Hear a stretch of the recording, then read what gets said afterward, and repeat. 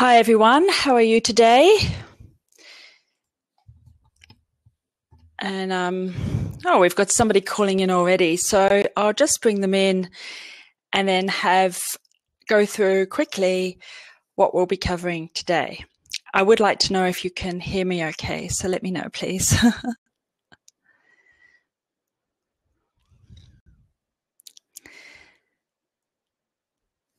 Hiya, can you hear me?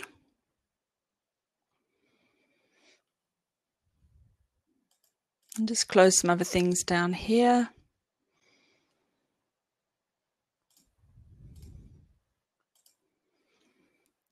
Okay, so Holistic VA jumped out, answer 42 in SF. Let's see if this one works.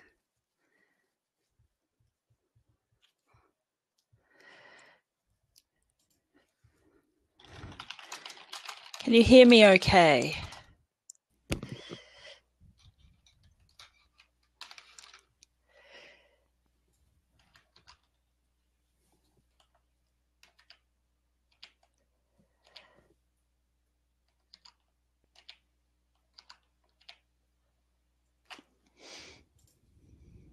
Oh, good. All right. So today I'm going to go through basically all the different kinds of social media tools that you can use. These are not, Facebook and Twitter, which I guess are tools as well, but they're platforms or where communities reside. And what I want to do is bring in a list of, I guess, tools that you can use. So we're going to look at monitoring tools. We're going to look at automation tools, auto following tools. I guess, Feedly, Hootsuite, Radian6, you guys throw in what you're interested in and we'll have a look at that as well. There's a little bit of structure to it. So I'm going to start, for instance, with the monitoring tools at the beginning. But I just want to say hello to Answer 42 in SF and just see why you popped in. Holistic VA, you can still jump in. You can just use your mic or you can /Q to ask a question. Okay, so he's not talking. That's fine. I'll just drop him out. And the first panel I want to talk about is, here we go. Let's let her in.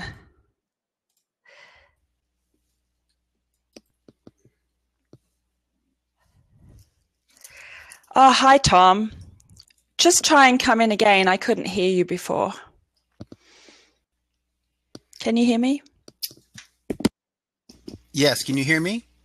I can now, yes. Okay, great. And again, I'm not a big person on Blob, but I guess it's one of those things we have to learn as well. Well, I think the Blab is a little bit like Google Hangouts or Periscope or Meerkat or any of the live streaming software. We're giving Blab a go at the moment. I have to say one of the biggest limitations of Blab for me and why I might move back to Hangouts is really struggling to do screen sharing. So I'd really love to show everybody all the tools today, but I'm going to have to talk about them, then put them up on my blog and ask you to go to laurelpapworth.com/blab1, I think it'll be. And Blab number 1 will be all the links and stuff that you can download about the resources and tools I'm talking about. So, Tom, good to see you. Just a reminder to everybody, if you /Q, you can ask a question and it will highlight as a question. So I'll just want to briefly go through a little bit through monitoring. I think there are two kinds of monitoring panels or monitoring dashboards for social media. The first one is Me Media, which is Hootsuite. So this is where you put your Facebook page up, your Twitter account, your Instagram, your LinkedIn, and it pulls everything into a dashboard and you can see people who are talking to you or about you. So it's Me Media. I think the other kind of dashboard is an RSS reader. And this is where you find the top 100 blogs and you bring the RSS feed into NetVibes or Feedly or something like that. Now, I know Hootsuite does it, but it's really ugly. In fact, Hootsuite itself is ugly. So I'm just wondering, out there, what monitoring panels do you use? It has to be a third-party panel, but where you bring all of your social media into one dashboard so that you can see on one page your Facebook, Twitter, LinkedIn, Instagram, everything, or the other media stuff.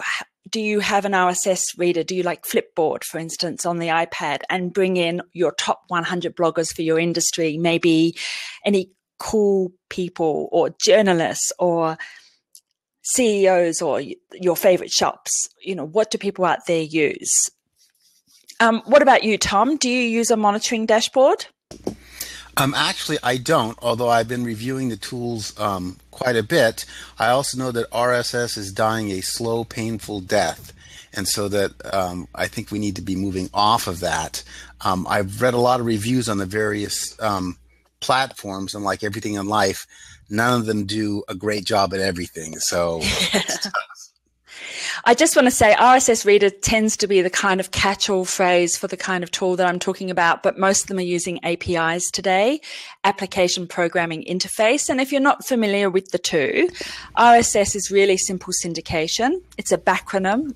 I think the term RSS came up before really simple syndication did. And that's just where you subscribe to, say, 1,000 blogs and bring them all into one panel. But you can't do anything back. With an API, it's transactional, Application Programming Interface, and this is where you can go in and put a status update in on, say, for instance, your iPad, and when you click send, it goes out into Facebook, Twitter, and everything. So at the moment, there is, well, not at the moment, for about the last, I'd say, 5 or 6 years at least, there's been a big shift away from RSS to APIs. But that's the platform. That's the level, a layer down in the technology. At the moment, I just want to find out what tools people are using to bring everything in to a third-party dashboard and just monitor, just eavesdrop on people. Do you eavesdrop on people, Tom? No, but I do have a lot of great Chrome extensions that can tell me, for example, I think I've used your site as an example once as a testing for the tool, where it goes in and tells me how many tweet followers you have. And I have about 8 or 10. What's your favorite Chrome extensions? Do you remember the names of any of them off the top of your head? Well, I have about 120 installed. So, no. Yes. Doesn't your machine just go there and crash and die like every 2 minutes? No, because basically I only activate them in groups. A great extension that does that. So I turn on my SEO group, and then in 5 clicks, I can tell you everything you'd ever want to know about a site or a person or a Twitter account, everything, at least at that level. And I don't think there's anyone else that I've ever seen that has a similar collection of SEO tools for Chrome. Okay, so your homework is to write a blog post about all those Chrome extensions and be really generous and share it with us. And if you send me the link, I will promote it to everybody. Can you do that? Yes, actually, I have a free course on Chrome extensions that links to a Google Shared Doc that has all of my Chrome extensions, including the groupings, although it has some cryptic notes. I mean, it's basically just a Google Sheet, and it's what I've always used to keep track of it. So this is a free course. Is this on Udemy? Yes, it is. Can you, what's your name on Udemy, or can you give me the URL so that people here can join it? Yeah. My name is Tom Leahy, Lahey. Right. And the thing is that what I should probably send you is the link to the Google Sheet, because if you just want to look at extensions, it's got the groupings. And again, I've tried about 500 Chrome extensions in the last 2 or 3 years, and there's probably 20 or 30 that are home runs, and maybe 5 that are home runs in the SEO category. And actually, Okay. I have a couple of ongoing relationships with some of the people who've actually built those, who told me some very honest things, good and bad, about the extensions, which I can never repeat to the world. But Fantastic. And I'll tell you what we'll do, Tom, is when I do the blog post, which will be this afternoon, I'm going to put a link to that. So make sure that I'm able to find it, so that people watching this can go and have a look at both your free course and also at the spreadsheet. Now, I just want to ask you quickly, I want just one extension that's great for social media, so more SMO rather than SEO, social media optimization. What sort of Chrome extension would you recommend for newbies out there who've got Chrome? Hopefully they're off of Microsoft Internet Explorer and on Chrome, and they just need to try one Chrome extension, one Chrome plugin for social media. What would you recommend? Yeah, let me think for 30 seconds. And I'm looking at the group because, again, they come and go. Okay, how about I leave that with you? I just want to respond to a couple of points that are coming up in the chat room, and then I'll come back to you for that. Yeah, I can text you, so I don't want to hijack it here, okay? No, that's fine. And I think everybody who'll be watching this on replay would appreciate, like the physical tools, the actual tools to go and have a look. I just want to come back to Brand Ideas said that Sprout Social gets a lot of positive ticks. And I have to say that when I compare Sprout Social next to Hootsuite, Sprout Social is beautiful. It is absolutely beautiful. I don't find it as convenient to navigate quickly. I can just flick through things on Hootsuite and see in 3 seconds, I can scan my top 10 hashtags that I'm tracking and just see what everybody's saying on each hashtag. Hashtags, if you're not familiar, are a community of interest. So they're people, community who've got together around a topic. But Sprout Social is lovely. When we're talking about RSS readers or pulling in the feeds or the blog posts and the articles from traditional news sites, from vendors, competitors, from clients' blogs, from around the web, and you've got your top 100 bloggers and you want to monitor them. Hootsuite has an RSS reader, which has escaped me at the moment what it's called. But Sprout Social plugs in Feedly. And if you're not familiar with Feedly, go to Feedly and set up, put in all your favorite blogs, and it will create tabs so you can see all on one page what's going on with your vendors, your clients, your competitors, media, all across the web. And I find that aspect of Sprout Social with Feedly a great tool or resource. So thanks, Brand Ideas, for bringing up Sprout Social. Tom, have you ever used Feedly or Sprout Social or Hootsuite or any of those? No, again, I'm sort of on the fence and hope to, in the next maybe 2 or 3 weeks, decide on which one or two to use. And that's one of the reasons why I'm pinging in here, because some of them have some great features. Some of them are pretty expensive. Some of them are not that bad for 2 or 3 services. But yes, I've read a lot of posts where they're not too bad at like $30 or $40 a month, but then, for this add-on it's $20 a month, and for this it's another $20, and then suddenly you're talking about $80 or $100 a month. And Tom, can I just say, I know you from our other discussions, and you're a very clever guy and very technical and very familiar with APIs and things like that. And so putting together your own dashboard, you can do that cheaply and effectively. And I just want to give a warning to people out there not to spend a lot of money on tools. So, for instance, you can go for Salesforce's Radian 6, what's it called now, Marketing Cloud. But I know companies that are paying $40,000 a month for that. And what they're actually adding in are things like the Clout API.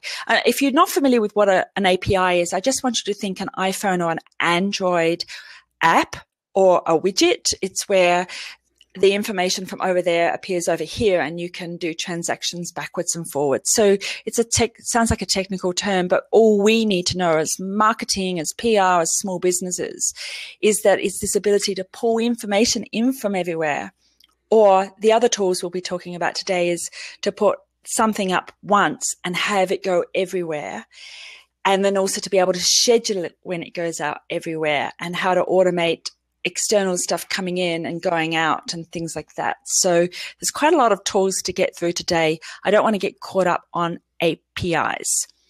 Brand Ideas said hashtags the language of search and connection. I agree that it's when people are searching, they're searching for connection. So I think it's the same thing. So when I click on a hashtag like #Doctor Who, and who wouldn't? Yay, go Doc. Then I'm actually looking to connect to people talking about Doctor Who. So it's search has to lead somewhere, and it's leading to people. Thank you very much, Tom, for putting up those links. And I'm going to, I don't know if Blab saves the discussion, so I'm going to screenshot that one. Look how clever I am. There you go. Got it. Joel E. Carlson said he uses Hootsuite. Joel, do you think it's ugly? I do think, I don't want to be somebody who says, oh, she's so ugly, but Hootsuite's ugly. And TweetDeck. TweetDeck, I have not used for such a long time, probably because it's so focused on Twitter. I used to use Hootsuite for Twitter, and now I use Twitter for Twitter. So I use Twitter at the desktop level. I use Twitter on the iPad for Twitter. And Bright Ideas, following your actual social media streams isn't a bad thing either. Absolutely. Monitoring what people are saying and what they're doing. But I do think most companies today are still in the me media phase, where they're monitoring a hashtag they created, or they're monitoring what is being said on their Facebook page. And with the exception, and there are some pretty high profile exceptions, such as the NAB Bank here in Australia, most of them are not looking across the whole internet. And small business in particular, because they don't understand there are tools out there, have a lot of trouble even monitoring just their own channels. So in social media, we talk about owned channels and we talk about earned channels. Owned channels is your own Facebook page with your own subscribers, your own Twitter account with your own subscribers, your own Google Plus with your own subscribers. Earned channels are where they're talking out there. They're talking on their blogs, or they're talking about your industry in newspaper articles and CEO blogs and corporate social media press rooms and things like that. So keeping an eye on that. Hi, Denny Fletch. It's Denise from England. Hi, gorgeous. Just popping in before bedtime. Sleep well. Don't forget to brush your teeth. Okay, there are so many bots sending tweets on schedules, auto replies, etc. It's hard to know which tweets are real. This is an issue, and it's one that I'd like to get to. So it's possible to auto follow people on Twitter. Twitter frowns on it, but then doesn't give tools to organizations that have a lot of followers and are getting into trouble because they're not able, for instance, to follow people back. And I'll give you an example. On Twitter, if you don't follow someone back, they can't private message you. And if they can't private message you, then what they do is they publicly message you and they say things like, your product doesn't work and your product's shit, or whatever. And it would be better if they could say that in a private message. But if you've just run a campaign and had 80,000 signups, I think we can get 80,000 signups in about 72 hours. How on earth do you follow 80,000 people back without employing someone to sit there and go, follow back, follow back, follow back, in case at some stage in the future, those customers, those people who obviously like your product and engaged, just want to message you and say, how do I return this product? It's faulty. And if you can't do private, if they can't do it privately, they're going to do it publicly. And if they do it publicly, it has to stay public. Public customer service demands that everyone see that the problem was resolved. And then you have to play it out in the public field. So there are reasons why you would want to auto follow. But I think, Tom, what you're implying there is there are so many fake people or fake updates. And I watched Ex Machina the other day, which is the movie about trying to figure out if somebody's human or not. It's the Turing test. And I was thinking, I don't think Twitter would pass the Turing test. It's just not possible to figure out whether they're real people or not. Ad Hutchinson said, yes, they can. They updated the DM functionality recently. Yes. And in fact, they had it turned on that people could still message. You could turn on a button to say people can message you even if you're not following them back. And I always had that turned off. And then they turned it off completely, and then they've turned it back on again. So you're right. But there are other reasons why you'd want to be following people back as well. Great movie, awesome film, and Her by Spike Jonze. I like Her as well. Now, a quick question out there. How many of you are using an RSS reader or some sort of panel to bring in the top 100 blogs for your industry? So maybe you sell stuff on Etsy and you want to have a look at things like, what might we have on Etsy? Maybe you want to watch the top 100 bloggers on fashion and fashionista. Now, I know nothing about fashion. I'm wearing a grey T-shirt in case you were wondering what I know about fashion.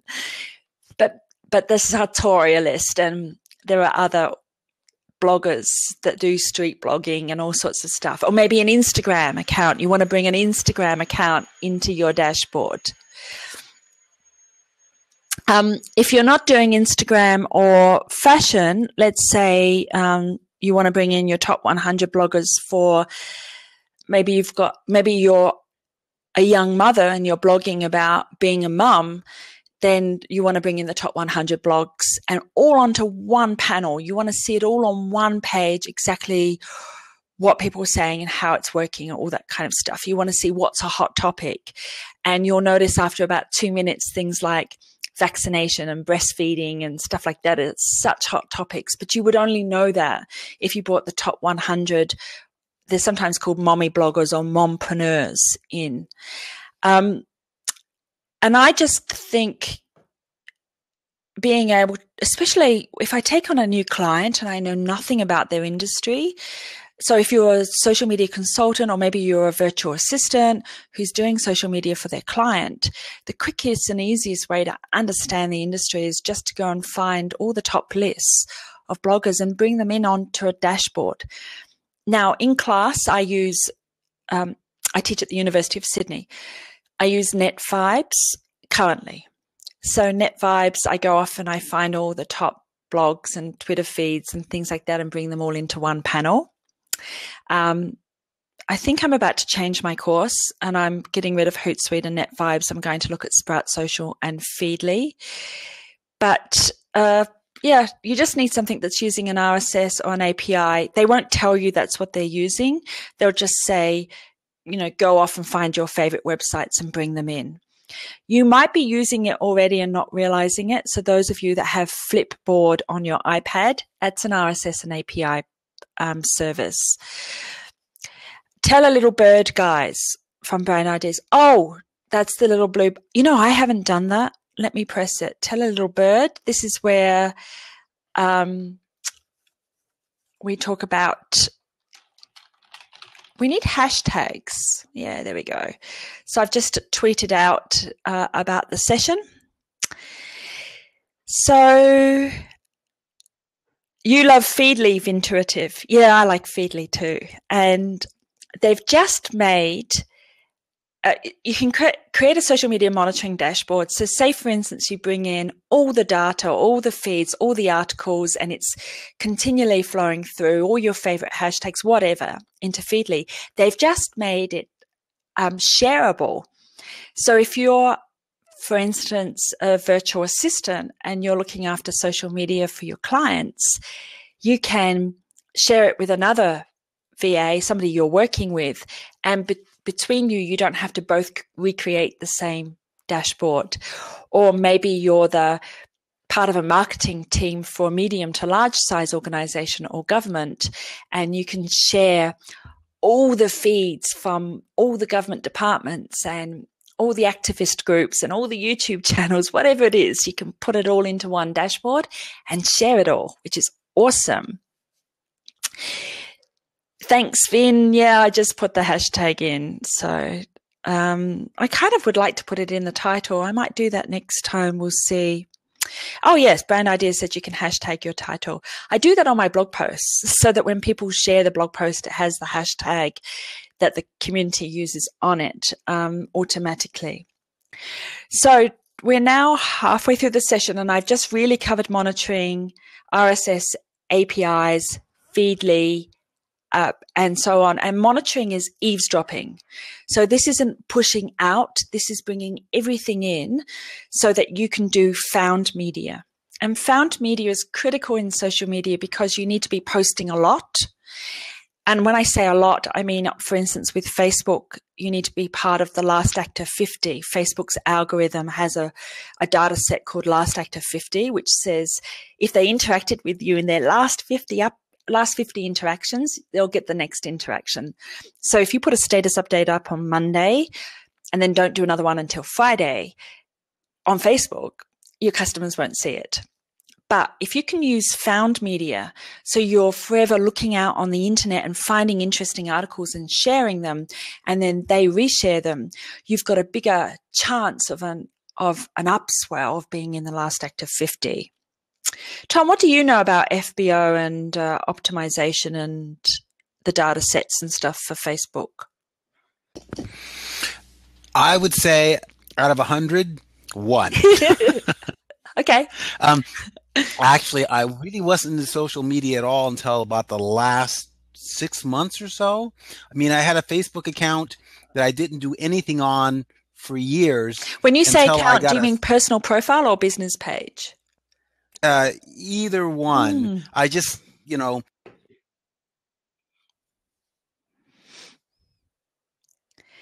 Tom, you've gone quiet. I invite to be married, and I didn't know you could do spouse invites. And it was a strange person who was just new to Facebook, and I said, I think I should pay attention to my Facebook account in case I accidentally get married again. So that's my only. But I am really anxious to learn this, and when I do, I hope to have it a sheet that is detailed as my extension one on all the pros and cons and all the ways to gather the social media for free and for next to free. Well, I ran a session on FBO last week, and I want to run it again because I forgot to click the record button.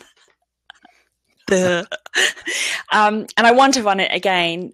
And maybe you and I can talk about that, because I like to talk about FBO from the marketing perspective. So I talk about last active 50 and why you need to be posting more in order to be in the last active 50.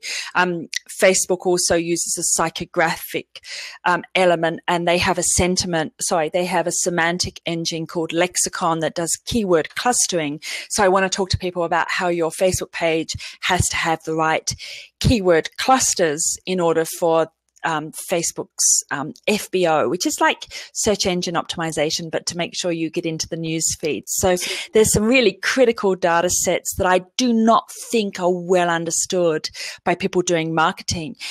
And with your very groovy technical brain, I think we could have a very interesting session, Tom. So I'm going to invite you to that one in the future. Okay. Again, I don't want to monopolize this, but I'd very much like to, in the near future, find key Facebook pages, scrape all the posts automatically, and know when key people are posting to that, and put those in a separate page that's links only, and be able to do some analysis on it. I don't know the best tools to do that, but that's, again, off base from here, but we'll talk.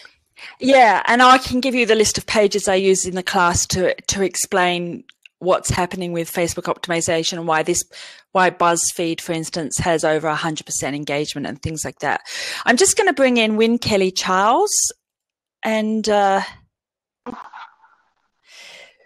talking about social media tools. Hi, how are you? Oh, my favorite subject. But I want to know about, I'm good. I want to know about why Facebook has less reach. Do you know anything about that? Facebook over the last couple of months has changed its algorithms, and I'm finding that my Facebook page hasn't got enough reach to it. Yeah, okay. So this is slightly off topic of the tools, but I will talk about it because I think the tools work really well here. So when Facebook, the first 30 days of your Facebook page are the most critical. Facebook uses something called an MAU, a monthly active user, to look at the last 30 days interactions. Yeah, that's number one. And number two is it uses the lexicon semantic engine. So it's looking at keyword clusters, and it's really important that you stay on topic. And one thing I've noticed with small businesses is they say to me, when I put up a photo of my dog, I get a lot of likes. And when I go back to talking about business, I don't get any likes or reach or anything. So they keep putting up photos of their dog. Unfortunately, you know what I'm talking about, right? Fluffy cats, cute babies, dogs, puppies. We all love them. On my Facebook page too. So the key here, though, is that you have to train Facebook what your page is about. And if you get the most engagement on cute, fluffy puppies, then Facebook delivers your content into the news feed of people who like cute animal photos.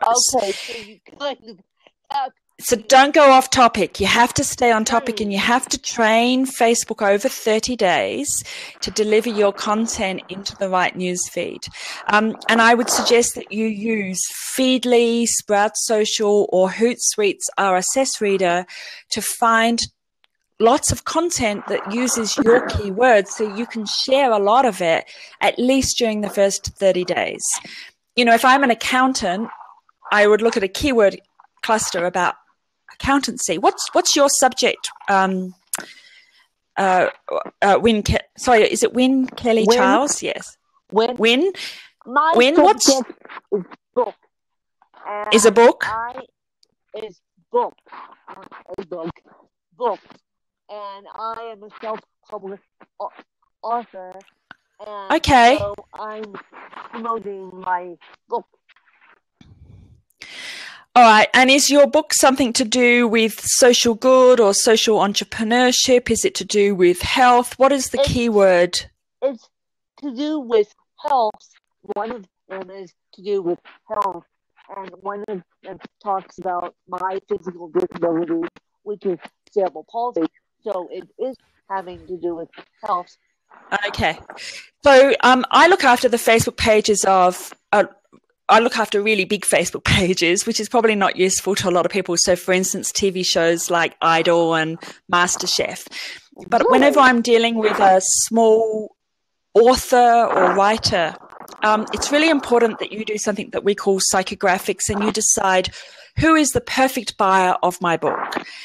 And you might say it's someone like me, or it might be a family member of someone like me. And then figure out what sort of keywords are they always talking about? You know, what matches your book? What if you were to do a tag cloud? Do you know what a tag cloud is? It's kind of cool and groovy. Yeah. Google it if you don't. But do a list or a tag cloud or a list of all the keywords and stay on topic for those. And I'm not saying you can't put up a fluffy puppy photo occasionally. Yeah. Everybody likes those, but just be aware that if you do it too much, your audience will drift away because they're not getting what they want from you, which is a magazine, you know. They're looking for articles.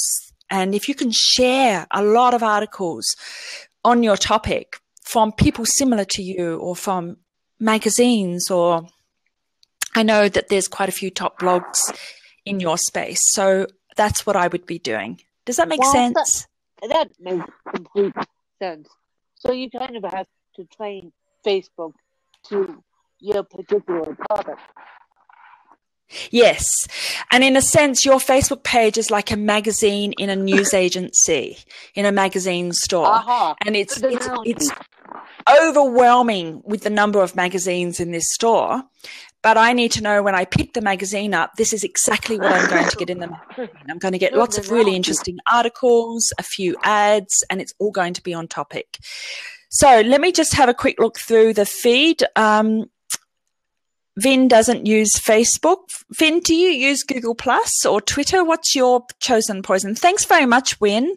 I just want to go through a couple of things here. Oh, you're a Twitter person. Okay. Denise, this video will be available for replay afterwards. Yay. I've been on Google Plus every day since it launched. And we've got Divinely You joining us. No, she's gone again.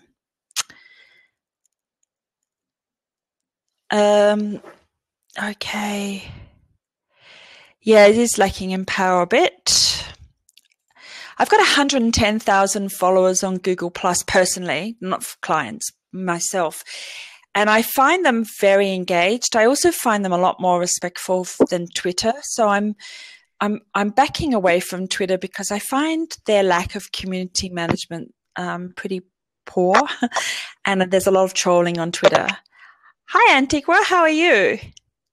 I'm good. I don't know how I got on here. I've never been on Blab. I saw your thing. I was like, oh my goodness, this sounds cool. I'm going to listen to her. Okay. Going up here, but I'm so thrilled to be here and to learn about social media. That's great. So we're talking about social media third-party tools. So we're not looking necessarily specifically at Facebook and Twitter, but any additional tools you use on top. We've just finished with monitoring, and we were talking about Feedly, NetVibes, Hootsuite, Sprout Social to basically bring the whole internet in. And and then I was talking about that you need to find a lot of media and then share it across platforms. Otherwise, you're going to have to be creating stuff all day, every day. And who's got time for that? So being generous and finding interesting articles that other people have done, videos and stuff, sharing it on topics important. And the dashboards help you do that. One of the things that I'm interested in is I then schedule things to go out. So I can schedule natively on Facebook, Twitter, and so on. But Hootsuite, Sprout Social, and other tools allow me to put maybe 10 updates together and schedule them to go out at 10 o'clock at night. I have to be honest. I'm one of those people that goes to bed really early. So if I know my audience is online at 9:30, 10 or 11 at night, or they're shift workers or something, then I need to schedule things to go out. How about you, Antigua? What tools do you use, third-party tools? Do you do scheduling or anything like that? I use the scheduling that is built in now to Facebook, and I went away from Hootsuite. I used Hootsuite for a long time, but I have so many different pages, so I have different elements to my businesses that it wasn't, at that time anyway, maybe you can educate me, it wasn't allowing me to post to the pages separately. Have they fixed that? Oh, no, you can now. You can pull in multiple pages. And if you're a premium account holder, you're allowed more. I don't remember the exact science of what a premium user gets. But one of the big issues that I have with Hootsuite is when it pulls the Facebook pages in, is that if you've got geo-based pages, so say you're XYZ company and you've got XYZ page for London, New York, Sydney, Melbourne, Sydney, but you don't name the page that, you just give it the name XYZ company, but you make sure it's geo-targeted to each page. Do you know what I mean? Pepsi does it. If you type in facebook.com/Pepsi, it will take you to your country's page. Ooh. And Hootsuite brings them all in, and then you don't know which one it is.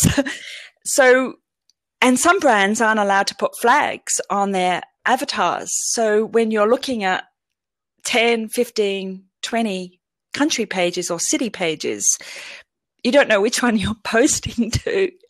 It could be, come to our great party in Sydney on the Canada page, like crazy. Right. So what is the other ones that you use? You're mentioning Hootsuite and then Sprout Social. I'm moving towards Sprout Social more now. But Tom said exactly the right thing, which is none of them suit everybody. And the other issue I have is I don't think many of the developers have done much time with people like me who are actually, and you, who are actually using this stuff all day, every day, because you look at it and you go, why did you do that? Like, I just don't get it. And I come from a program lead background. In fact, I used to be, a project manager. I've been a project director. I've been a director of first in field engineering, things like that. And I know how developers work. If it's the thing that they want, then it's a premium. Then that's what they want. And they think everybody wants that, but they don't sit down and think, would my grandma want this? Would Lowell like this? Would Antiqua like this? They just kind of go, this is cool. And do you find that there's some stuff on Hootsuite you just go, I don't need that. I need the other stuff you haven't got here. Anyway. Yeah, and that's one reason why I went away from it, because I'm like, it was almost easier for me to make sure everything was getting posted by just handing it to my VA or doing it myself. Yes. But now, do you use Instagram? You have to have a schedule. Do you use Instagram? I do use Instagram now, and then there's this platform, and there's so scheduling those things, like come and join me on Blab, come and join me on Periscope. Yeah. There's so many different platforms that we use that it was getting overwhelming. So I just read somewhere here that Instagram is now on Hootsuite. Who said that? Yes. So Instagram never had an API. And we were talking about APIs earlier. That's the ability to put something up here and have it appear over here. And now they do. But I looked at Hootsuite. First of all, it's ugly. And in fact, I mentioned in class on Friday, hey, Hootsuite's got Instagram now. And everybody went, it's ugly. And one of the things we like about Instagram is it's our magazine. It's, Pinterest and Instagram, I think, are our magazines now. Do you agree that you kind of like to sit there and flick through them? Yeah. Yeah, totally. I don't buy magazines anymore. I just get Etsy out or I get Instagram out and just flick through. And then if I'm really silly, I buy stuff. Posting things on my phone and figuring out how to post things on Instagram. I still don't know how I do it. I do it by accident every time, unless I go through a special app that leads things, like post it to my Instagram. Okay. Or I'm making. So I use Instagram a lot, but it's kind of by accident. So I had some places like. Antiqua, you can't tell me this. You joined us by accident and now you're using Instagram by accident. I think you should change your name to the Accidental Social Media. Accidental Social Media. Well, I mean, it's not by accident. Like, I go there to actually post things, but I literally have to scroll through to find the little button. Yes. The little X. Yeah. I don't ever know how I get there. So there are tools you can use to get there, to connect. And Instagram's owned by Facebook. So at a minimum, posting to Facebook should have an option to come to Instagram as well. I'm just going to bring in the lovely Tim. So we've got Tim and Tom. Tim, did that work? No, I didn't. Okay, now it's going to work. Before we move off of Instagram, I just want to direct you guys to a tool called Instagress. I don't know if you're familiar with Instagress, but it does Instagram automation. And I'll leave you to go and explore it. But there's a 3-day free trial. Just don't do anything stupid like spam Instagram, because you'll lose your account. Just like if you spam too much on Twitter or any of the other, if you automate anything beyond what I think is a reasonable use. By the way, one rule I think with automation is automate the things that make you feel like you're a robot. So if you find that every Friday you have to put up hey guys, don't forget to get your form in, to your temps or your VAs or whatever, automate it. That's fine, because there's no added value in you writing the same thing every Friday. But if you're automating things and making other people feel like they're robots, that's bad. Hi, Tim. How are you? Hi, Laurel. Lovely to have been listening to you. It's just great. I wanted to just pick up on your point about that, like Instagram's a magazine, that I think the thing is, once you kind of define that which social media channel represents something, like Instagram is my magazine, Twitter is my sort of little ongoing news account, or it's where I relate to people in conversation, that's a public conversation. Like I still haven't quite worked out how to make Facebook work on the business side. I can make it work on a people want to know Tim, and that might be my social media people, but not really make it a broadcast platform on. Okay. I just want to pull up I just want to bring up something about what you've just said, which I think is interesting, which is Twitter's where you relate with people, Instagram's for your photos. What I do with social media is I split my platforms up into 3 types. One is a content hub, so YouTube for videos, or Instagram or Flickr for photos, or Scribd for ebooks. And, anywhere I can take a social object, dump it, and it holds it as a content repository, that's great.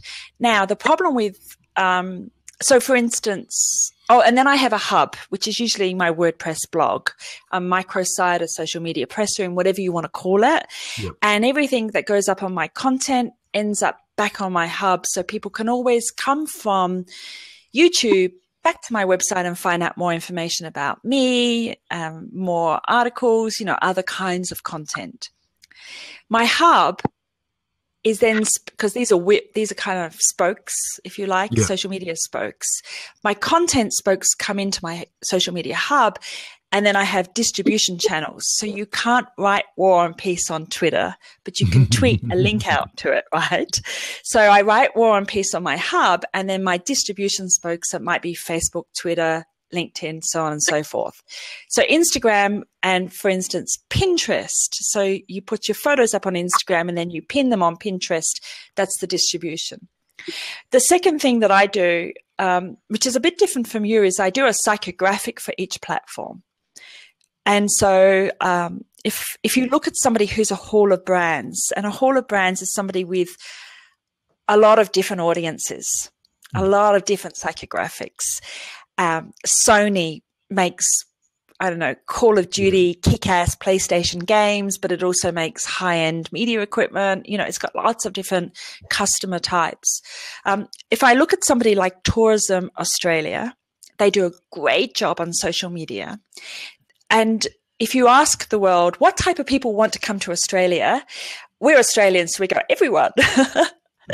And I would say, they've split their audience up into grey nomads, the people who are cashed up, who want to come to Australia for wine and cheese and a kind of a bit more luxurious living. They use a Facebook page for them called See Australia. If you're a backpacker and you're 20 and you just want to come to Australia to meet pretty girls and cute guys and get drunk, you don't put them on your Facebook page with your retirees. You put them on Instagram. So they use Instagram for the backpackers. For corporate events, so Australia is a fantastic destination. I should put an ad break sign up here. Australia is a fantastic destination for international conferences, maybe the Gold Coast or somewhere like that. You would use LinkedIn for that. So, and journalists on Twitter, and, really figure out who you're trying to communicate with, the different types of people, and move them. You go where your eyeballs are, don't you? So you find or you decide which eyeballs you want to connect with. Because, the backpackers are on Facebook, right? There's no doubt about it. But you kind of go, we'll use the retirees on Facebook and we'll go to Instagram for backpackers. So, as you may have read in Brittany's Blab Digest, Blab has saved my business. All my clients are from Blab. Cool. I'm going to have to go read that. Have you got a link for that one? Can you put that up, Finn? Antigüa's back.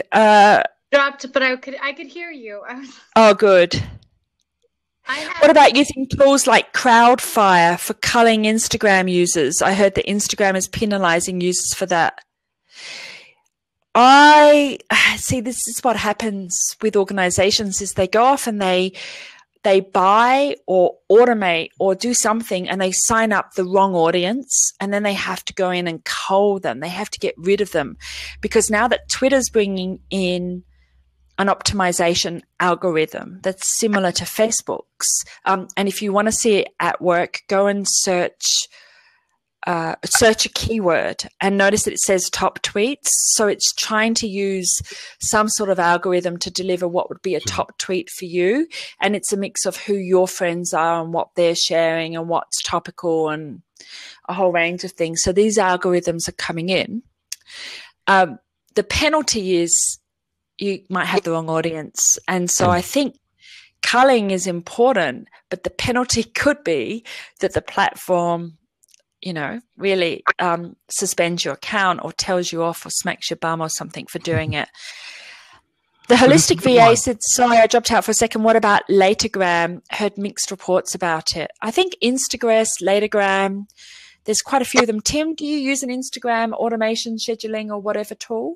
No, because I basically use Instagram to document me and my life and that kind of thing. So it's in real time. If I take something, if I want to share it, I'm sharing it. I'm not trying to use it as this every 4 hours I send out something or that kind of thing. Yeah. We had an issue with some global film launches and big ones. I mean, red carpet, Hugh Jackman type stuff. Yeah. And you've got these photographers there with high-end DSLR, blah, blah, blah, blah cameras.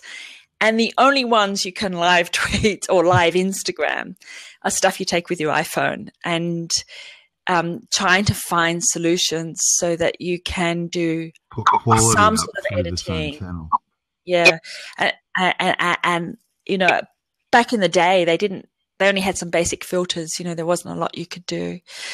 Does Instagram penalize users for using Crowdfire? I'm going to go with yes. Okay. I don't know for sure, but I know that the metadata of when you do stuff indicates what platform you're using.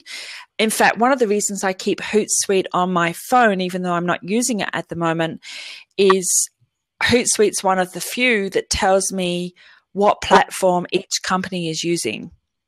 So if I see Coca-Cola tweeting, or I see General Motors Holden or General Motors or someone tweeting, I can see, it tells me if they're using TweetDeck or Radian 6 Marketing Cloud or what platform. And I go, I'm just nosy. I don't do anything with it except sometimes Google the name if I haven't seen that platform before, but I'm all about the tools. So I love the tools.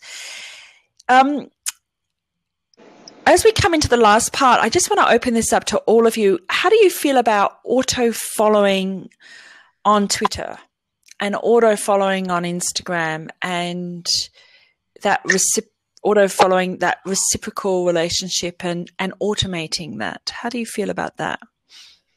Thanks, Finn.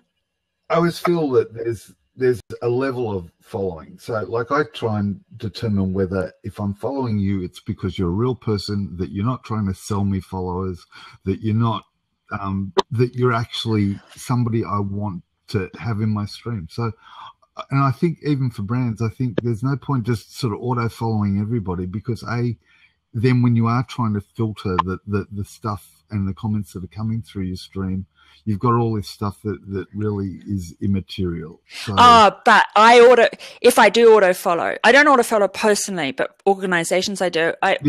We auto follow them and then we auto list them. So if they're talking about a conference that we're running, we auto follow them for the conference and then put them on a list for the conference. Sure.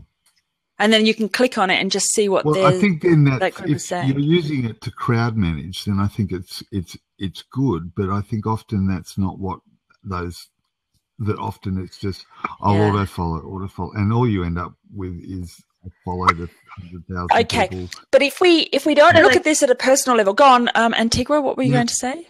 The personal relationship that Tim was talking about, I really appreciate. Like, that's so important because I'm building a community.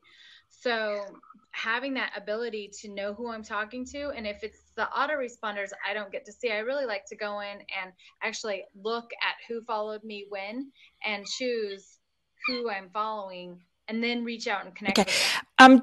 Have you ever had 200-300 followers a day?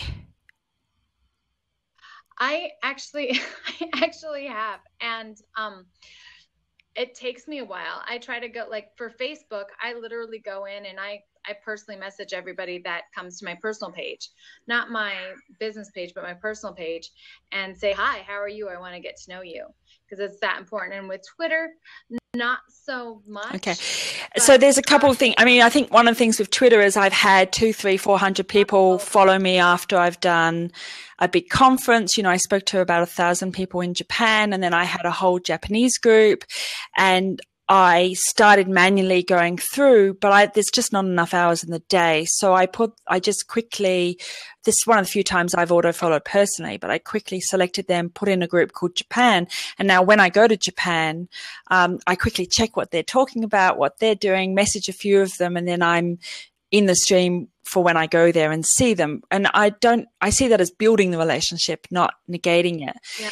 With our business hats on, not personal brand. I just want to talk about something that was very successful. There's a conference that was running in New York that's much like South by Southwest.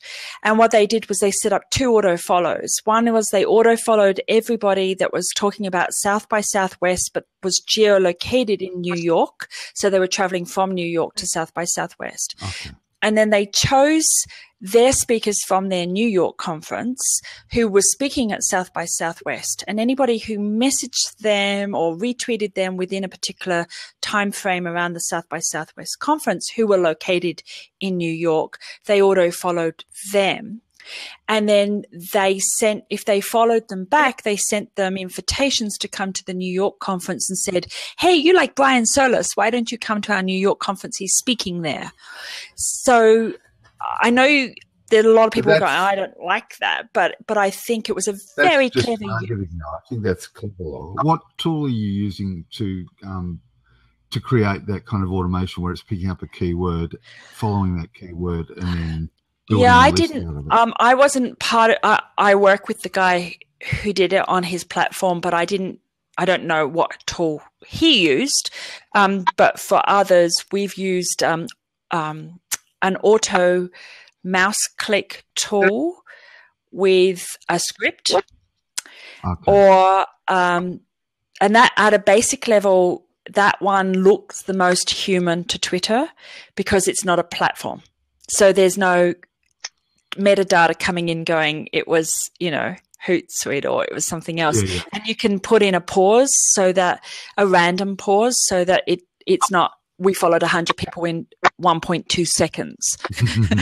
It's like over the period of this next day, follow these people gradually back. And I would say that would be the clever use of it. But I'm not about people. I don't think people should be following back 1,000 people in a go. I think if you want to quickly follow 20 or 30 people and you see no value sitting there going follow, automated. Absolutely. Molly Jones, yes, I thought that was pretty clever as well. It wasn't my idea, but I totally stole it. And for event management, it's an interesting one. Well, that's just building good mailing lists, isn't it? Like it's just a way of creating a Twitter list or a list that you can target. Yeah, so it's not building the relationship, but it's the way of starting it, of getting the initial group together and then working with them on that. So you can talk to them about the. Antigua, you're coming in and out. Can you just say that again? I love how everybody then has a topic. You're talking to them about the event, about Japan. You have something to come into the relationship with, even if you're just messaging all of that group. That's brilliant. And I'm not really messaging them. It's just my way of curating them and collecting them. So as an example, I do it on Facebook too. I have a Facebook list, but I have to manually do those. And so I have to set aside I do manually do those. I set aside quite a lot of time. I lived in Singapore for 2 years. So all the people that I made friends with there on Facebook, I put onto a particular list.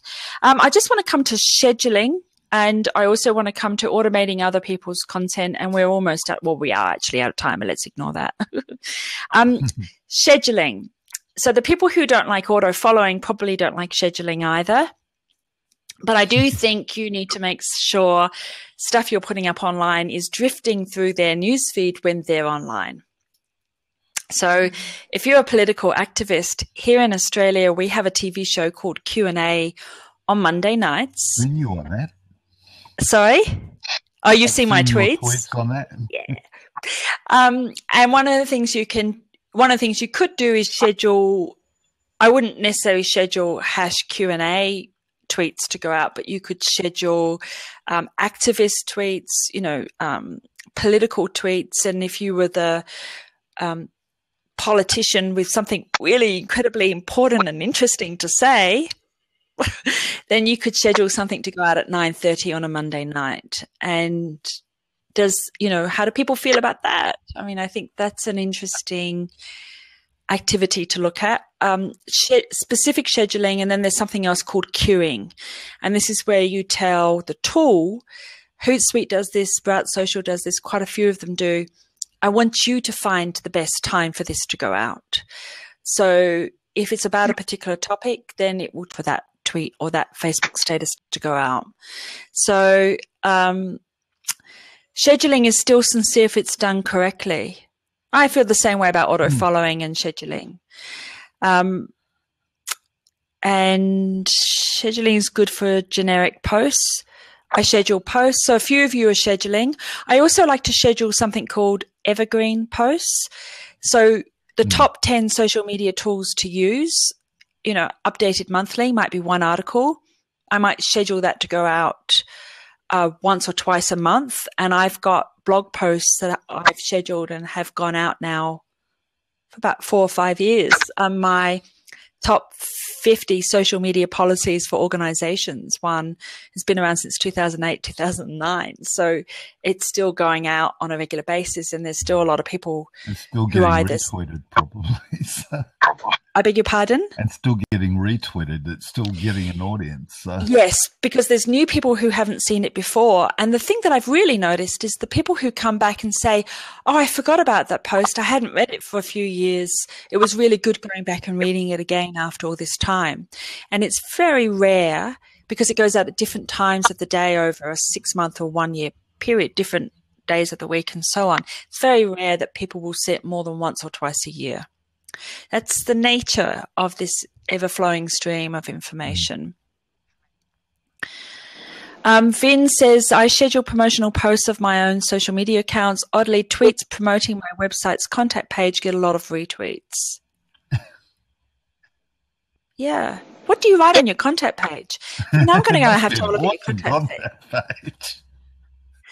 He's probably got all these lovely photos of himself pouting into the camera, and people like it.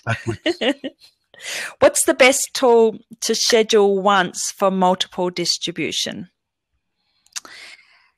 Okay, we'll have a look at that, Vin. It's vintuitive.com/contact. What's the best tool? Oh, I don't do bulk scheduling very often. And my clients all have their own tools. So we have to use their platforms, because I can't sort of say to them, oh, this platform does it better, because then they'll be changing platforms every week. You can schedule up to 500 posts with Hootsuite, and you can queue them so they go out randomly, or you can set them at a specific time, but you have to use an Excel spreadsheet to do the 500 posts. Or was it 300? I can't remember now. Sprout Social, I think. And the other one is, are you scheduling your own content? One thing that I like to do is take the RSS feeds from a whole lot of found media sites and then automatically share those. So as an example, The Guardian has a social media section. Forbes magazine has a social media section. The Times has a social media section. Washington Post has a social media section. And these are articles about the social media industry. And so I could take the RSS feed of each one of those and then just say, whenever they put up a new article on this topic or this topic, schedule it to go out. And I don't read the article, which is dangerous, because if they're putting up photos of their bum, then I'm just tweeting it out. But I always, particularly on Twitter, it's not. Source, don't you? You've got to trust your source, yes. And also I don't say this is a great article. I say, things like, what do you think of this? Because that leaves it open. And then I notice sometimes it gets a lot of retweets. I think I'm going to go back and read that. That must be a really good article. And I just want to say, I know it's easy to judge that and say that's bad, but the curation of content is sometimes something where I'm relying on the crowd also to tell me, which of these articles did you like? Which ones are you interested in? So it's not the end of the conversation, it's the beginning of it. At the same time, Laura, you're acting in the same way that a media organisation acts, in that you're curating a source of media and then distributing that to an audience. So you're not necessarily. But I'm not a media organisation. They don't talk to people, and they don't chat about it. And you're I know what you mean. Creating a media distribution under your brand. So I don't have an issue with it. I understand what you're saying. The way that I'm defining you. No, you know why I'm hating it? Because I think media does a very small part of what I do, which is they just go, here's another article, headline article, and they spam us. Whereas I really love it when people come back and say, wow, that was interesting, and what do you think of this, and would you do that? And I can get in and start debating and arguing about it. And you don't do that with media organizations. They just move on. Next one. How about you, Antiqua? Do you schedule things a lot? I do schedule things a lot because there's so much that has to go out. And I've really appreciated that I can do it all on Monday. Or I can do it all one evening and be done with it.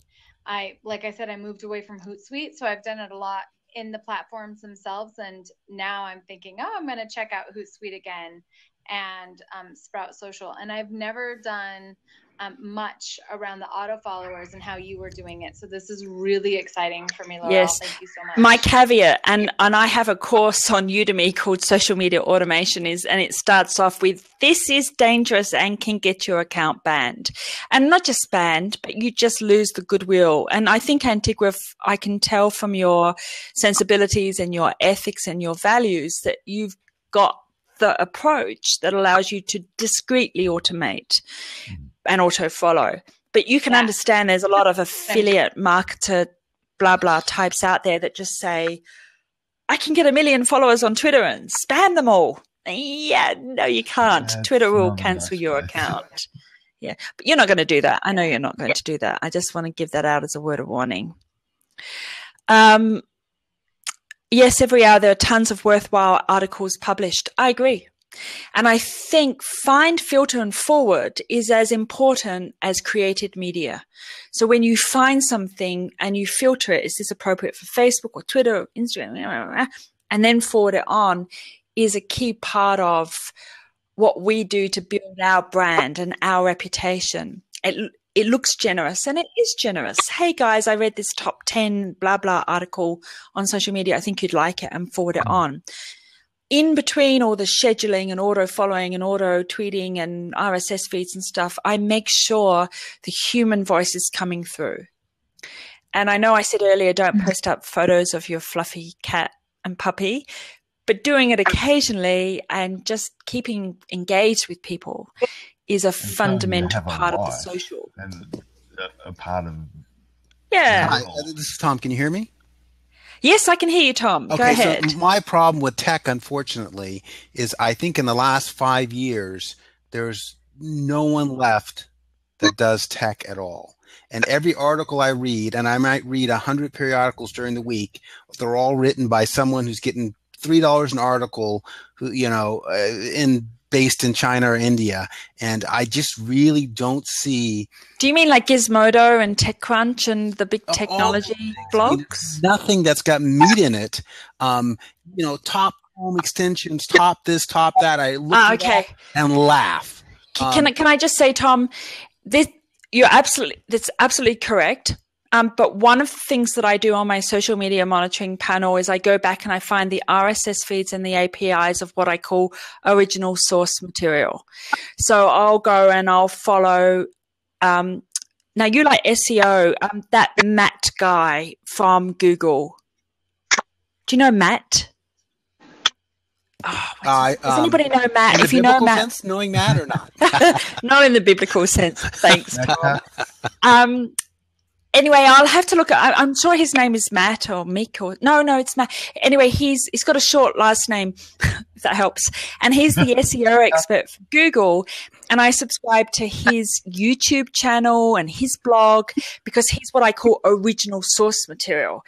That his material is then taken and put up on Search Engine Watch, and it might end up in the hands of someone who's being paid 3 cents a word to write an article and mangles it. But if you go back to the original source material, it's usually excellent. So, you can find nanotechnology, biomedicine bloggers out there and get original source research. Whether you'll understand it or not, it's a whole different story. Matt Cutts. Thanks, Finn. Yay! Yeah, Google actually used to have their own SEO courses about 2 years ago that explained how analytics worked and everything, and they were fantastic. And then they took them out because they were so old and outdated and haven't updated them since. And so all that stuff is rusting, and I don't want to mean paranoid here, but it's harder to find, for example. So here's the thing, right? Here's the thing, and this is something that I'm doing. I'm going back to these original source people, and I'm suggesting to them that I put together Udemy courses or just online courses, and I have a contract with them that I will update them monthly on their behalf, but they need to keep me in the loop with the new stuff that's coming out. Now, I don't think Mark Zuckerberg from Facebook's going to call me and go, great idea, Laurel, how about we do a course online? But there's plenty of other tools out there that, even the Hootsuite stuff is not always up to date, and they're running Hootsuite University, and it's quite a lot of money each year. And I kind of look at it and I go, this could be so much better, Sorry, Hootsuite, I know I'm bagging on you today, and I don't mean to do that. It's just we're out of love a little bit at the moment. We're in the non-honeymoon phase. I'm looking around. We're dating other people. So one other quick question on Hootsuite that you probably don't have done. And for example, this is what I would do. Did you ever watch TV show Monk? Oh, I love Monk. Yes. Okay. Oh no, Monkey. I'm thinking of. Do you remember Monkey? No, I'm talking about Monk, the detective. Monk with yes, that comedian. Yeah, I know. Okay, I'm 10% Monk. Okay.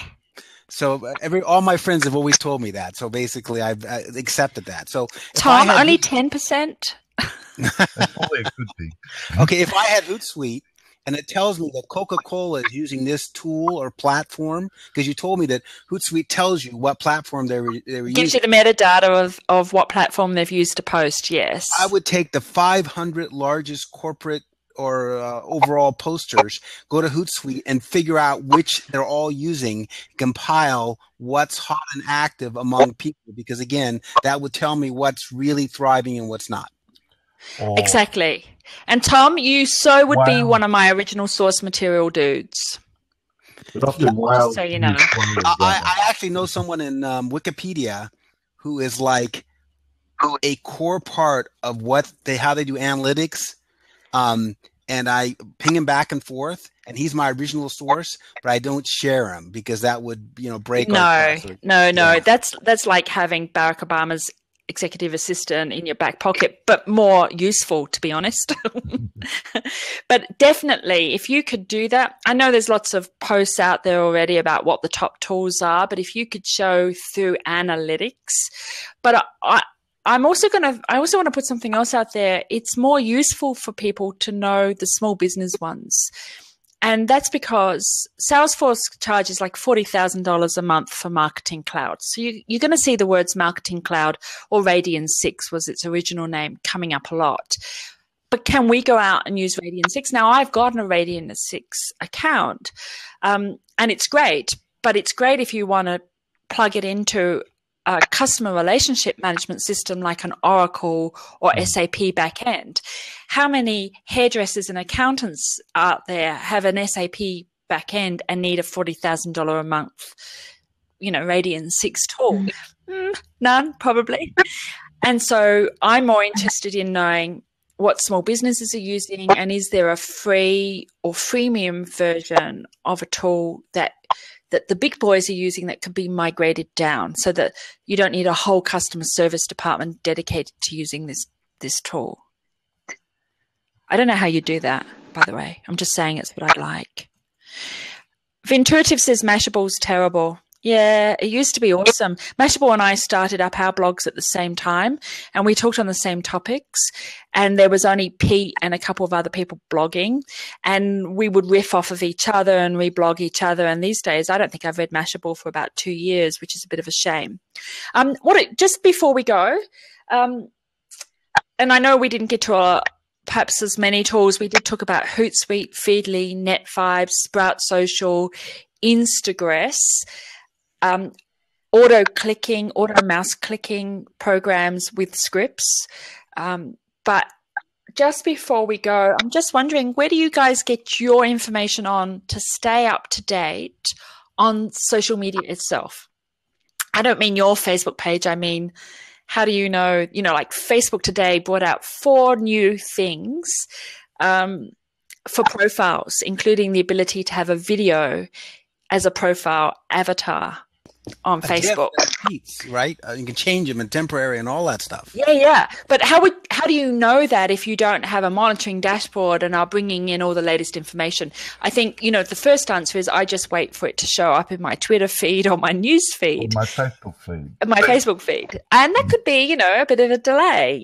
Not everybody sharing all this stuff. So if you were to create a dashboard and bring in all the latest information, where would you go to get it? What sort of, somebody mentioned Mashable and they don't like Mashable. What do you guys like? Well, look, personally, I think you can train your Facebook algorithm to give you what you want when you want it. So essentially, if you show Facebook what you're really interested in, what you really click in, eventually it just feeds you the stuff that you like, and it feeds it to you fairly fast. So I don't have there's one problem, Tim, which is one area of FBO we didn't cover, which is social graph, which means your newsfeed is only as good as your friends are. And I'll give you an example. I hate football. Hate it with a passion. Friday nights, why does football have to be on the TV? And every Friday night newsfeed, my Facebook newsfeed fills up with football. And it's because my bloody friends like football and they're sharing football. So yes, you can train the algorithm to a certain extent, but I now need to go in and unfriend everyone who likes football. Okay. Gone. So this is cool. I have a very simple method. For example, keeping track of Chrome. Mm-hmm. I have in total, anyway, on my Chrome bookmarks, about 7,500 bookmarks in Chrome for all topics. But for Chrome itself, I have maybe 60, of which 30 of them are key things, including some key people who work in the Chrome team. And I have them in a folder in the Chrome browser itself. And once or twice a week, I'll click on that folder and say, open all tabs. And it takes about a minute, and then every tab opens, and then I scan them all in about, takes about 2 or 3 minutes. And that's sort of my what's up on Chrome by the key people who know Chrome, including some magazines and such. But that gives me the best feedback ever. And it's not automated. It's automated. I can right click and say, open all links in this folder, but that's how I do it. And if you're Chrome users out there, I just want to remind you that you can log into Chrome. And if you log into Chrome on your iPad or Android and your desktop machine at work and your laptop at home or whatever, and I teach at the university, so I log in when I get to school, I have all my bookmarks available to me. And you never want to do that if you have a lot of bookmarks. Well, I do, but I have millions of bookmarks because I imported and exported them all from Delicious. Do you remember Delicious years ago? Yeah. Brought them all into Google, and now I look and it's like 50 million bookmarks. However, I do keep them in folders, and I open up each folder in a separate window, and I do it slowly. And it's really nice when I'm doing a training demonstration because I can bring up all the social media tools, on one tab, or I can bring up all the news articles. I do want to point out something that I thought was Vin said that's absolutely brilliant. Google Alerts in Feedly. Now, a lot of people set up Google Alerts, and you go to alerts.google.com, and they set up emails so that anytime anybody mentions them, their CEO, their products, their industry, whatever, they get an email. Then my question is, how many more emails do you want a day? So you can now go to alerts.google.com and click on each of your alerts and change it from your email address to an RSS feed. And I know we've been talking about RSS won't exist in the future, but for the time being, it works. When you click it to RSS, instead of getting an email every day, for those of you that have set up mail alerts, you can now bring that RSS feed into your monitoring dashboard like Hootsuite's RSS reader or Sprout Social with the Feedly plugin. And when you click on it, you get exactly what Tom's talking about, all your top 10 or 100 or whatever websites sitting there, including searches against news, against videos. You can save searches in Google and have that saved search come to you as an email or as an RSS I can use Google feed. Save searches too, basic custom searches that just search certain items or certain websites, and I have some of those as well. Yes, I think that's great. Now, I need to just ask if there's a couple more questions. Tim and Tikwa, do you have any questions? And if anybody else has got any questions, please ask in the feed. You can do /Q. That helps you ask a question. And Tim and Antiqua will help. And Tom, sorry, Tom, because you're a black hole on my screen. I keep thinking. Sorry, my video cam's off right now. No, that's okay. So Tom, Antigua, and Tim are going to help answer any questions that you have. But just a reminder, we've gone through monitoring with Hootsuite and Sprout Social. I couldn't do screencasting, but you can go look at those. And I'll give you a URL in a minute that you can connect with. RSS readers and APIs such as Feedly plugged into Sprout Social, NetVibes, also Flipboard on the iPad. We talked about auto following, using auto mouse clicking and using scripts to do that. We've talked about Google Alerts and bringing them into the panels. And I'm sure there's other stuff we forgot about that I didn't write down. Laurel, are you creating any new Udemy courses this month? Yes. Next question. Tim, what were you saying? Sorry, I couldn't. I was going to say, like beyond vanity metrics, what applications are you using to kind of measure? What measurement tools? What measurement tools are you using that you feel actually tell a good story? Yeah, good question. So I use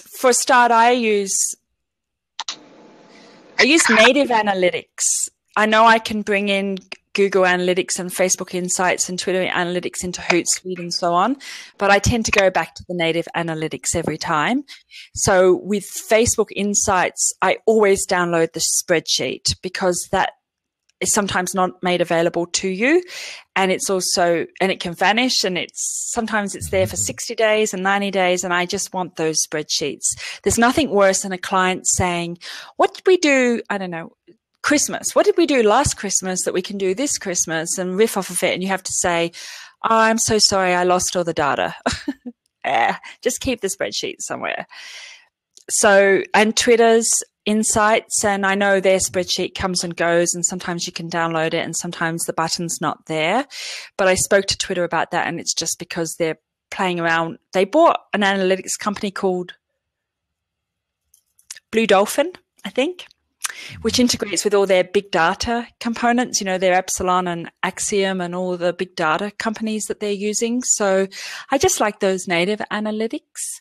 Google Analytics, Twitter's Analytics, analytics.twitter.com if you haven't found it yet. YouTube has their analytics. I like to see who's embedded my videos and how many views.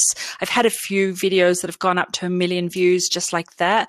And so it's always good to see that the video was embedded on, E! Entertainment and CNN and things like that to see why so many views. you're going to ask me about third-party analytics tools. So me media I can do for others. App Annie for apps. If I want to know what sort of downloads competitor apps are getting, App Annie. It's expensive, but it's good. Tweet Reach, and I will pay the $20 for the full report, so I can see all 10,000, mentions or something like that. And Tweet Reach particularly because it's one of the few that does velocity. Like you got 10,000 mentions on Twitter, but was that in the last minute, 10 minutes, or 10 months? And velocity is a critical factor, I think, in measuring social media. I do think there's probably a whole session on social media measurement, though, Tim. Maybe we should schedule one of those and just let's talk all the measurement tools. What do you think? That's awesome. I'm away next week for 3 days in Newcastle, teaching a 3-day social media intensive. And then Friday, I'm teaching at the university. So I don't know if I can do a session next week, but we'll have a look. But I'll put it in my profile if we do. 11 billion. 11 billion is a good tool. It used to be called Summel or something, and it's the one that's an auto tweet. It says I had, 25 new followers and 200 mentions and 250,000 reach in the last week or whatever it is. So I quite like that one. Moz.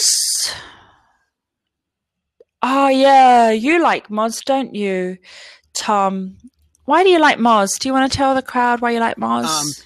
It's from what I understand, it's a pretty popular tool. It's not a very small one, which means even if there's a great tool and it only has 2% of the market, I just throw it away because it's not that. It's got to be there forever. But Moz has a great toolbar, which I would say is the best overall toolbar that tells me a lot of things, and they have a free version that gives you 80% of what they need. And I can just either use myself or somebody else when I click on it, and it tells me tons of really cool stuff. Backlinks and Twitter followers, Facebook posts, it's sort of like a mini dashboard. Tom the Stalker. Yeah. But that's what we're doing, isn't it? That's what monitoring is. Well, when you send an email out, do you put a tag in there so you know when they open it? Yes. I tell you what I do. I put a hashtag at the bottom so I can search for that hashtag on that topic, because I've got people in fact, one of them I employed for a while, and she would open up the email and not respond, and I would forget I'd sent it, and then I'd send it again. And so I started just putting a tag in, and then in the end I realized if I'm doing that much, I've got to get rid of her and got somebody else. Well, for Udemy example, when they had some problems, I would send one of the engineers, because I've met a few people from Udemy, and he would open it on his iPhone in Marin, and on the weekend I'd send it back. Oh, I see you're having fun in Marin over the weekend and still working. And I would know that because I knew exactly where he was, how he opened it, and everything. But I don't want to be shy about it because I do know. Yes. And if you look at HubSpot, they have a CRM there, and there's a few others that track when emails are opened. I have a tool on my Gmail that I have a plugin now, an extension, and it untracks me. So it actually always registers that I've not opened it. I've forgotten what it's called. I think it's called Untrack. But it also has another box called Busted. There's also Ugly Email, which does the same thing. It's the counter, the yin and yang for tracking. Well, I don't want people spying on me when I'm opening their emails and deciding not to do anything about stuff. It's kind of freaky when you know that where they are, their geolocation, what device they're using. It's kind of like... and all that stuff. Oh, now camera on and off. And I do want to ask you guys, and this is getting outside of really the kind of tools we were talking about today, but it is an interesting area. It's one I'm passionate about, which is the big data usage with social media. Have you heard of a tool called Crystal Knows? And I will put it in here, crystalknows.com. And I'm sure that's what it's called. Oh, don't tell me I've got it wrong. And what Crystal Nose does, she tracks. You add it to email. It's an email plugin, and let's say maybe I'm a salesperson. I'm going to email the purchasing officer for a major company.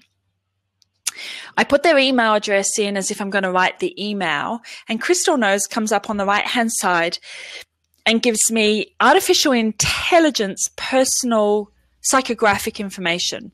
Yes, so there's lots of add-ins that do that. Yeah. So it will say this purchasing officer is personable, friendly, this, that, and the other. We recommend asking about their wife, their kids, their football before entering into what you want to say. Or it might say, Tom likes things short, sharp, and sweet. We recommend using dot points and this, this, and this. So it's like it collects all the data around you and your behaviors, and then builds out a psychographic profile. Tell you about LinkedIn, Twitter. I mean, yes, it's using Facebook, LinkedIn, Twitter. It uses that email address and any other email address that's associated with that email address, and then tracks that person across the net. Now, these are usually high-end, expensive tools that are built into CRM systems, Oracle and SAP. But now you can look at Crystal Nose, and there's another one. NSA. Is it called? Yeah, it's We the NSA. Uncle Ben, I don't know. There's another tool like Crystal Nose that's got a guy's name in it, and you are being tracked. You have a psychographic profile. So if anybody wants to be nosy, go to Crystal Nose, put in your email address or something, and it will come back and say, this is what you like and what you don't like and the kind of person you are. So it'll say, do you know who Monk is? 10%. Yes. Guys, I'm so sorry. I have to get going. It was great. I hope you found this interesting. It was a pleasure. And it was lots of fun. Let's do this again. Maybe the next one will be on measurement tools. And Tim, I'd love to have you on board for that, and Tom as well. Tom, I'm also really interested in your reports about how you're using your very sophisticated tools to track large numbers of platforms and tools that people are using. Now, I just want to give out a reminder. I'm putting up a blog post about this. I'm going to replay it all. I'm going to find all the links of everything I talked about and any screenshots or videos I have on them. And the blog post is not up yet, but it'll be at laurelpapworth.com/blab1, numeral 1. All right. And it's because it's the first one I've remembered to record. I always forget to hit the record button. Now that I've recorded it, I can create a blog post about it, which is kind of awesome.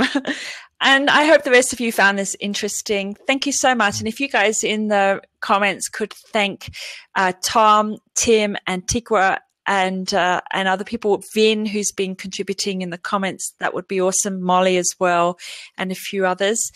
And I will keep an eye on my Silk Charm account on Blab, because I will schedule more, or as Antiqua says, schedule. Americans, I tell ya. And we'll have some more sessions. Thanks very much, guys. See you. Thanks, Laura. Pleasure.